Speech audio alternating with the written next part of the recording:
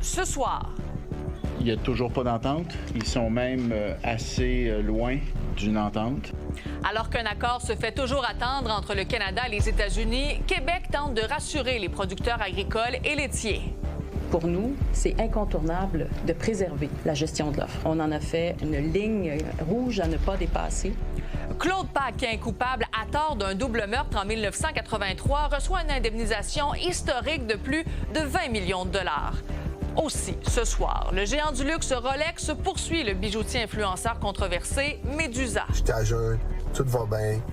Donc, le bateau coule pas, là, guys. Et les 17h, voici votre nouveau info.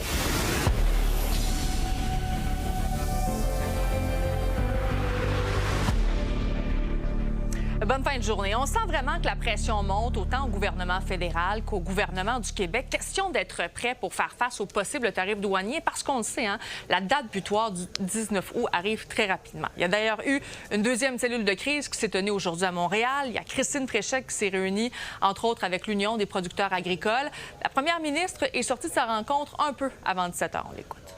Le Québec a déjà suffisamment eu d'impact des tarifs. Il faut voir qu'on est l'endroit au Canada qui a subi le plus grand nombre de pertes d'emplois. Alors, le Québec a déjà grandement payé. Et d'ailleurs, l'industrie agricole s'inquiète de l'impact des tarifs sur la gestion de l'offre. Les explications de Juliette Poirot. Pour nous, c'est incontournable de préserver la gestion de l'offre. Étant donné que les négociations concernant l'ACEUM ne conviennent pas à Donald Trump, il menace le Canada de nouveaux tarifs dès la semaine prochaine. Donald Trump souhaite ouvrir davantage le marché agricole dans l'objectif d'augmenter les exportations de produits américains, dont les produits laitiers. C'est un secteur économique à part entière. Il faut voir l'importance que ça occupe, ne serait-ce qu'au Québec, la production laitière, on parle de 4000 fermes. On parle de plusieurs dizaines de milliers d'emplois. On parle de 37 de la production canadienne laitière. On parle de 35 également de la production des livraisons manufacturières de biens, de produits laitiers.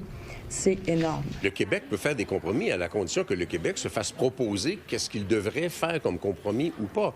Là, on a un centralisateur économique comme Mark Carney qui dit « Moi, je vais décider qu'est-ce qui est l'objet de compromis ou pas. » Les concessions, il a été fait en 2018. C'était 3,9 D'ailleurs, il y a eu l'augmentation de croissance de 150 au niveau de l'accès au marché. Alors donc, ils sont déjà là, c'est déjà dans l'ACEUM. On ne peut pas à chaque fois augmenter ces niveaux-là parce qu'on se met à risque au niveau de notre système et au niveau des entreprises agricoles. La gestion de l'offre, c'est un système canadien qui permet depuis 60 ans d'assurer un approvisionnement local stable à un prix encadré. C'est un système très important pour tous les producteurs agricoles de partout au pays, dont au Québec. On produit exactement ce que les Canadiens ont besoin. Fait que ça évite que nous autres, on fasse de la surproduction puis qu'on se nuise entre producteurs agricoles. L'idée en arrière de ça, c'est qu'on ne veut pas faire d'exportation, mais si on fait des importations, on vient tout débalancer le système. Mais quand tu es capable de le produire chez vous, c'est de la souveraineté alimentaire. Puis à une époque où on a des voisins qui étaient nos alliés dans le temps, puis qu'aujourd'hui, on ne sait plus sur quel pied danser, pour quelles raisons on lui permettrait d'envoyer de l'alimentation chez nous, des produits agricoles chez nous, tandis que nous autres, on dévitaliserait notre production agricole. Et un coup que c'est bien dévitalisé, que les producteurs agricoles ici, ils ont tout crevé parce que le prix n'a pas été soutenu par la gestion de l'offre, bien après, on va être dépendant des Américains. Et tous les autres pays, de plus en plus, parlent d'autonomie et de sécurité alimentaire. Et la gestion de l'offre, eh bien, ça répond à ces attentes-là sur l'autonomie alimentaire, sécurité alimentaire et sur la façon que les produits aussi sont faits. Les négociations concernant l'ACEUM se poursuivent. En attendant, les producteurs agricoles continuent de défendre coûte que coûte la gestion de l'offre. À Sainte-Anne-des-Plaines, Juliette Poirot pour Nouveau Info. Et d'ailleurs, le Canada et les États-Unis sont-ils si près d'une entente commerciale? On peut se poser la question. Dominique Leblanc, qui devrait d'ailleurs rester à Washington en fin de semaine pour continuer les négociations avec des représentants de l'administration Donald Trump. Et aujourd'hui, le ministre s'est entretenu avec les provinces pour leur donner de l'information donc sur ces négociations. Il faut dire quand même, depuis 3 semaines, le ministre et la négociatrice en chef du Canada, Janice Charette, multiplient les rencontres pour parvenir à une entente.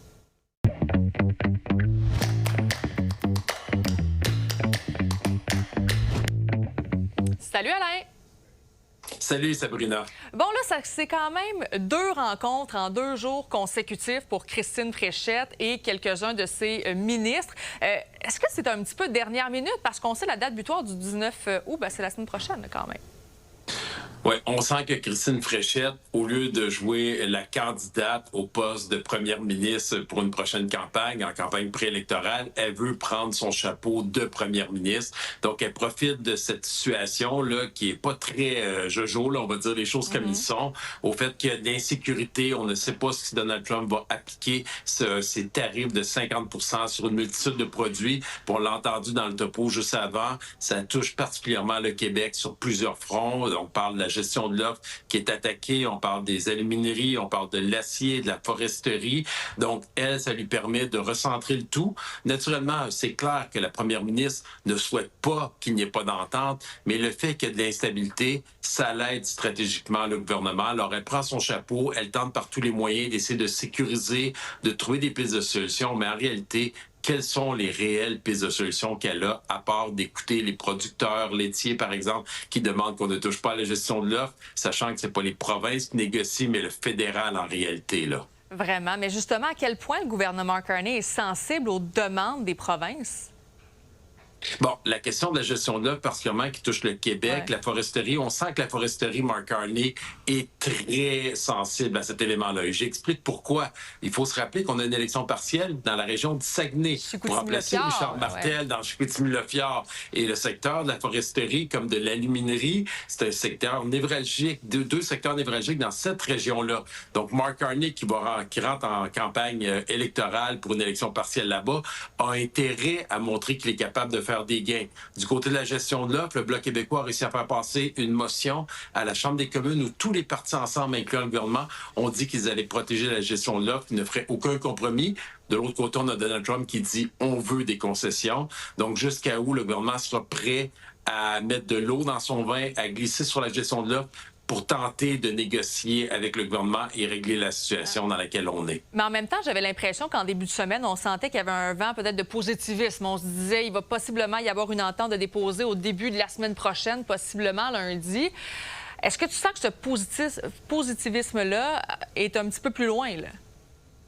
Je pense qu'il est plus loin. On sent qu'il n'y a pas d'entente à vue d'œil en ce moment. Dominique Leblanc veut rester à Washington pour essayer de trouver une voie de passage. Cela étant dit, on sait que Donald Trump souvent a reculé, a retardé. Donc, on va voir qu'est-ce qui va se passer mardi prochain. Je pense qu'on va être tous très attentifs aux prochaines déclarations du président américain. C'est une date au calendrier, 19 août. Merci beaucoup, Alain. Bon week-end.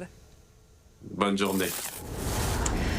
On se transporte aux États-Unis maintenant parce que Luigi Mangione, accusé d'avoir tué le patron d'un des plus gros groupes américains d'assurance, a reconnu lui avoir tiré dessus. Donc, c'est devant une salle comble aujourd'hui à New York qu'il a confessé son crime.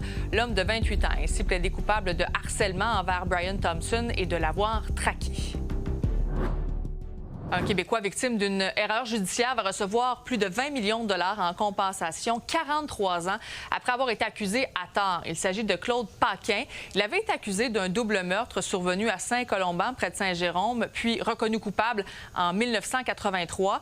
L'homme de 81 ans a été acquitté en 2024. Je vais en discuter avec la juge à la retraite, Nicole Gibault. Bonsoir, Nicole. Bonsoir, Sabrina. Donc, d'abord, initialement, Claude Paquin demandait 64 millions de dollars. Là, ça va être plus de 20 millions de dollars. Est-ce que c'est l'entente à l'amiable la plus grosse au Québec? Oui, apparemment, c'est ce qui est de plus gros qui a été répertorié.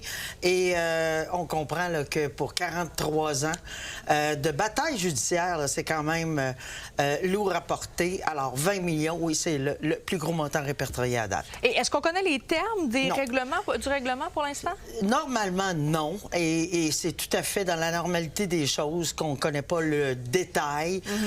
Mais un message est envoyé. Il y a eu une grave erreur. Ben, en fait, c'est plus qu'une erreur. C'est vraiment une vie qui a été volée, c'est ce qu'on dit.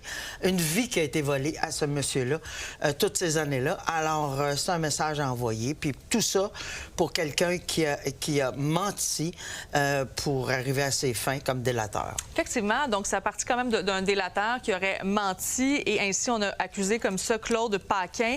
Il avait été déclaré coupable pour le meurtre de Ronald Bourgoin. Drouin et de Sylvie Reva. C'est en 1978 à Saint-Colomban, reconnu coupable en 1983. Et c'est finalement en 2010. Pourquoi, en fait, aujourd'hui, il a pu être dédommagé? C'est parce que c'est en 2010, il y a le projet Innocence Québec qui est venu aider, en fait, Claude Paquin pour l'aider à prouver son innocence. Et Sabrina, je pense qu'il faut saluer ce projet Innocence Québec. C'est pas la première fois qu'on en entend parler. On a entendu parler dernièrement dans le dossier de Jolivet. On entend parler dans ce dossier-là. C'est un travail incroyable qu'ils font, ces gens-là. Et grâce à eux, on est capable de répertorier ces erreurs ou cette vie qui a été volée à ce monsieur-là. Et est-ce qu'il y a des montants d'argent qui réparent tout ça? Tant mieux pour lui s'il est capable d'en profiter un peu à 81. C'est vrai que c'est long, c'est tard, mais bon, on lui souhaite les meilleures années qui lui restent, à cause de l'aide de Projet Innocence. C'est fantastique. Vraiment. Les gens qui ont été de près et de loin dans ce dossier-là, qui l'ont reconnu coupable en 1983, as-tu peut-être une idée de comment ils peuvent peut-être se sentir aujourd'hui d'avoir condamné un innocent? J'espère qu'ils vont se sentir, qu'il y a une petite conscience à l'intérieur de ces gens-là qui va agir, mais ça, on ne le sait pas. Tout à fait. Bien, Nicole, merci beaucoup d'avoir analysé avec nous ce dossier donc concernant Claude Paquin. Merci. Au revoir.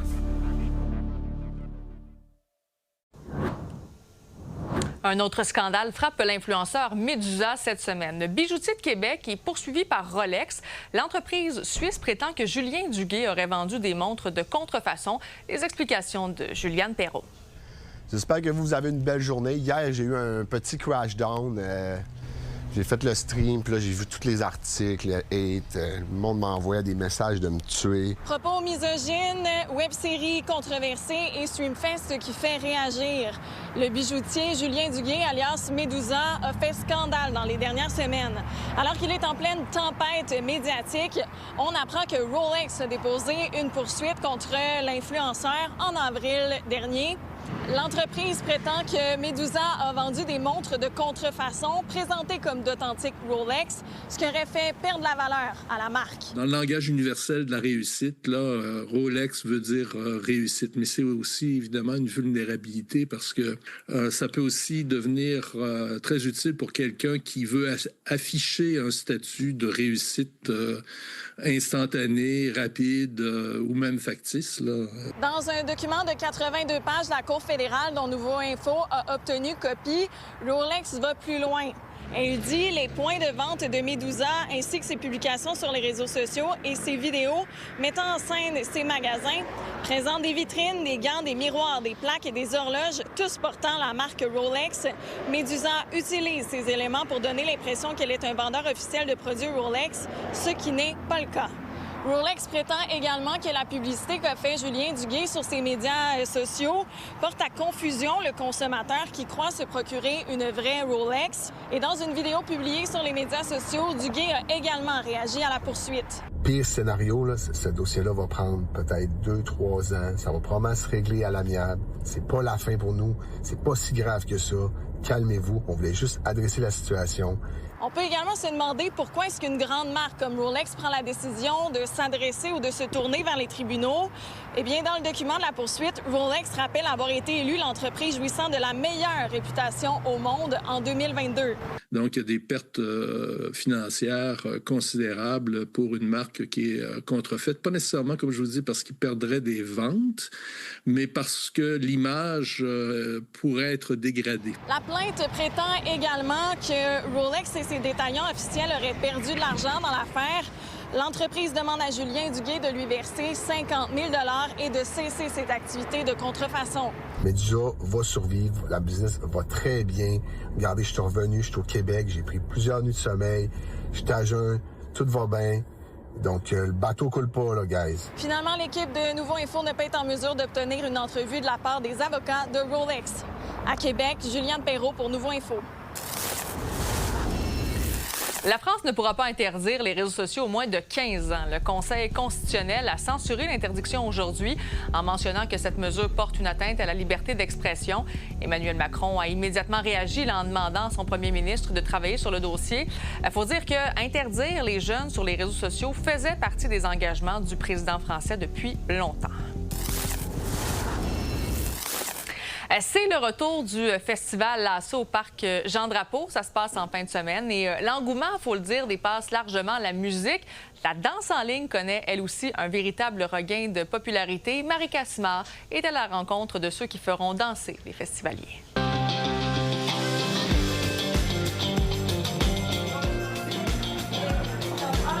Un mouvement sur deux, c'est n'importe quoi. La danse en ligne a explosé depuis quelques temps, au point où Lasso, le plus grand festival country de Montréal, a décidé de lui faire une place plus importante cette année. Et j'ai décidé de me prêter au jeu. Merci de nous accueillir dans cette classe de maître de la danse en ligne. On a l'impression que ça a longtemps été associé à un public peut-être un peu plus vieux. Est-ce que le visage de ceux qui font ou qui pratiquent de la danse en ligne a changé? On voit des jeunes à 4 ans jusqu'à 90 dans nos cours. Puis il n'y a pas juste la musique country maintenant dans la danse en ligne. On voit beaucoup de hip-hop aussi.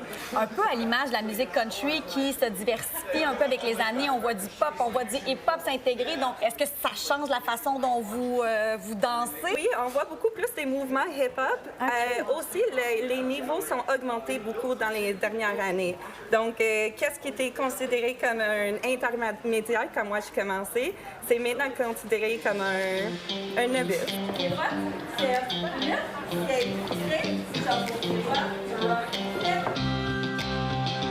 Toi, tu baignes dans la musique country depuis plus de 20 ans. C'est une réelle passion qui t'habite. Comment est-ce que tu as vu l'émergence de la musique country évoluer au fil des ans? Le country, pour moi, il est très, très, très présent depuis super longtemps au Québec, mais principalement en région. Là, j'ai l'impression que ça se transfère un peu en ville, ça se transfère aussi vers les plus jeunes, un public plus jeune. Fait que pour moi, ça, c'est super. Je veux dire, c'est plus que ce que j'aurais pu imaginer, parce que moi, quand j'ai commencé à faire du country, c'était pas particulièrement à la mode. Outre la musique country, évidemment, c'est tout ce qu'il y a autour qui fleurit, notamment la danse en ligne. Toi, c'est quelque chose qui te parle beaucoup? C'est quelque chose que... J'adore. Oui, j'adore ça. Je suis pas une grande pro, là, tu sais, j'en connais quelques-unes. OK, quand même, t'es plus avancée que moi. Je trouve que c'est tellement une belle activité. Puis ça aussi, ça rejoint plein de générations. On va faire bump à droite, bump à gauche, puis bump à droite, puis là, on dépose notre pas sur le pied droit. Shake, on recule. Oh, super! Hey, ça a bien été! Pas super, hein? Mais Théo, on vient de suivre un cours de danse en ligne. Je te dirais un beau 7 sur 10. Parle-moi de cette présence demain au Festival Lasso. Ben j'aime ça faire le monde danser. Tu sais, j'aime ça quand c'est genre vraiment une haute énergie. J'aime beaucoup le country, mais aussi j'aime beaucoup le rock and roll. Alors j'aime mélanger les deux ensemble. Lose your head un peu. OK, une danse en ligne avec des cheveux qui bougent. Un peu, ouais. Bien, la danse en ligne, ça fait depuis le début du festival, on a réalisé que c'était un point très important pour la communauté country, puis que c'est vraiment comme un point de rassemblement et les gens adorent ça. Il va y avoir 2 pick-up qui vont faire office de stage. À Montréal, Marika Simard, pour Nouveau Info.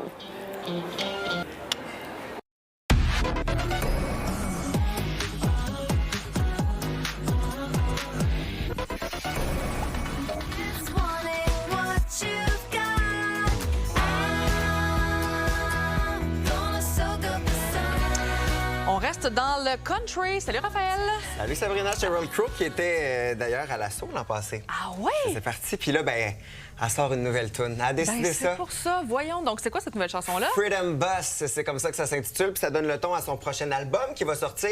Pick You Up, ça va sortir le 9 octobre. Vous allez entendre aussi la voix de Jessie Wells sur cette chanson-là, dans laquelle elle invite, elle aborde entre autres la notion de la liberté d'expression. Elle a dit en entrevue au magazine Billboard, c'est que c'est pas parce qu'on a la liberté d'expression qu'on a le droit d'être un imbécile. Donc, elle invite à la réflexion avec Freedom Bus.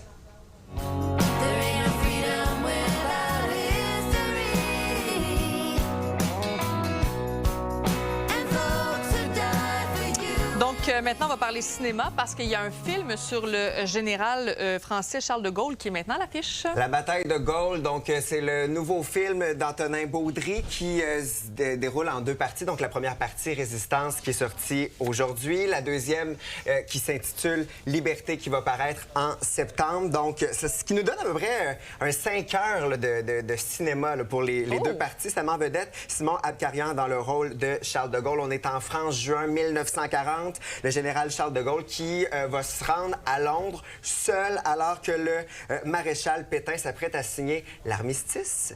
Et là, ben, donc, il va tenter, là, le Charles de Gaulle va tenter de convaincre des gens, majoritairement des jeunes hommes, de sauver la France, d'aller se battre pour la France. Voici un extrait de la bande-annonce. Le gouvernement français vous a déchu de votre nationalité et la cour martiale vous a condamné à mort. Autre chose? C'est un film parfait pour les fans de la Deuxième Guerre mondiale. Quand même un solide budget de 75 millions d'euros, donc environ 120 millions de dollars canadiens pour le film La bataille de Gaulle. On va changer maintenant complètement de registre. Pour les tout-petits, il y a une nouvelle aventure de la fameuse Pat Patrouille. Oui, on est ailleurs complètement. Le film parfait pour les familles en fin de semaine. La Pat Patrouille qui vont vivre tout un drame. Leur bateau qui va prendre qui va partir. Il s'en va, il quitte le rivage. Oui, qui vont arriver à la suite d'une tempête, ils vont arriver sur une île où est-ce qu'il y aura plusieurs dinosaures. Vous voyez les images, voici un extrait de la bande-annonce. On a une île à sauver. Qui est avec nous? Qu'est-ce que c'est? Il y aura un volcan en éruption et c'est là que la Pat Patrouille entre en jeu parce qu'ils vont tenter de tout faire pour sauver l'île préhistorique, cette île secrète. Donc, c'est présentement à l'affiche. Une bonne idée hein, avec les enfants, toujours d'aller voir la Pat Patrouille. Ça a tellement été populaire. Bien, celle-là encore. Celle-là encore, c'est fait à Montréal en plus. En plus?